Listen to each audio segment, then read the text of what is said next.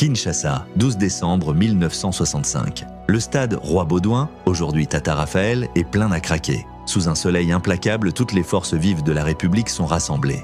L'armée, les fonctionnaires, les chefs coutumiers, les diplomates, et surtout une foule immense venue écouter celui qui tient désormais les rênes du pays. Mobutu monte à la tribune. Le silence se fait, il entame son discours par un avertissement « Je vous dirai toujours la vérité, aussi dure qu'elle soit. C'en est fini de vous assurer que tout va bien, alors que tout va mal. Et je vous le dis tout de suite, dans notre cher pays, tout va réellement très mal. » Puis vient une analyse implacable. Il dénonce les querelles politiciennes, le chaos, le désordre et l'incompétence qui, selon lui, ont miné la nation. Le Congo produit de 2 à 10 fois moins de maïs, de riz, de manioc, de coton et d'huile de palme qu'avant l'indépendance. Le pays ne peut plus nourrir ni habiller ses propres enfants. La haine, le gaspillage et la corruption ont remplacé la fraternité, le développement et le bien-être. Et il accuse, se remplir les poches, exploiter le Congo et les Congolais, voilà ce qu'était leur devise. Puis le ton change.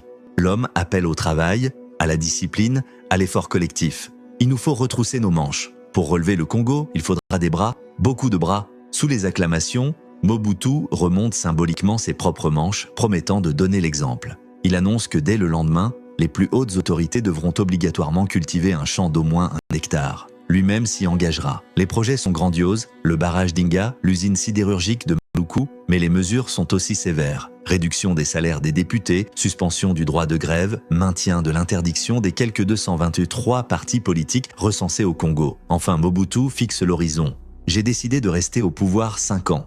Il a fallu 5 ans aux politiciens pour conduire le pays à la ruine. Je me donne 5 ans pour, avec votre aide, le conduire vers la prospérité. Et il conclut, confiant, le Congo d'aujourd'hui, avec sa misère, sa faim et ses malheurs, se transformera en un pays riche et prospère que le monde nous enviera.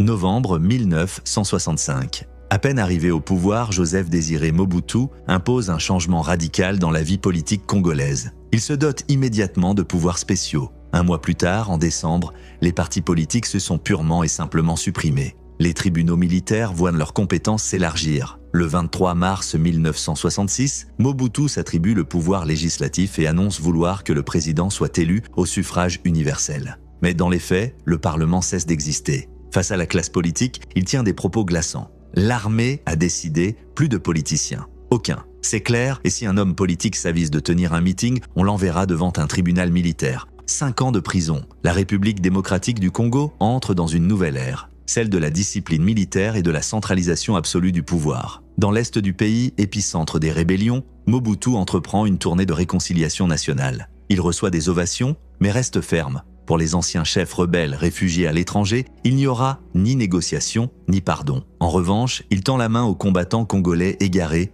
leur promettant sécurité s'ils rejoignent la reconstruction nationale. Pour restaurer un État unitaire, Mobutu redessine la carte administrative. De 21 provinces, il en conserve seulement 12, supprimant les entités à caractère tribal. Les gouverneurs deviennent de simples agents de l'État, nommés dans des régions autres que celles d'où ils sont originaires, pour briser toute velléité de baronnie locale. Puis vient une mesure hautement symbolique, la fin des noms coloniaux. Léopoldville devient